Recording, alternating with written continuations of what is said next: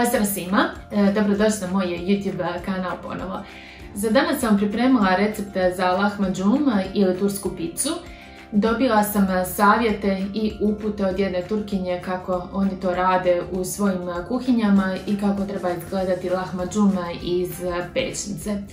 Dakle, riječ je o jednoj skroz tankoj jufki, za one koji ne idu previše brašna, ovo će biti super recept, na koje se stavlja svježe sirovo, znači meso i povrće i to se tako peče i kad se ispeče treba biti savitljivo i mekano da se može urolati. Dakle, ne bi se trebalo skoriti i ne bi se trebali prepeći.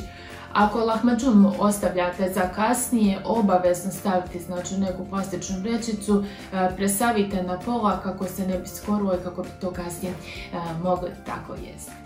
Nadam se da ćete ovaj recept praviti, da ćete praviti po mom receptu, da će vam se svidjeti i svakako preporučite svojim prijateljima.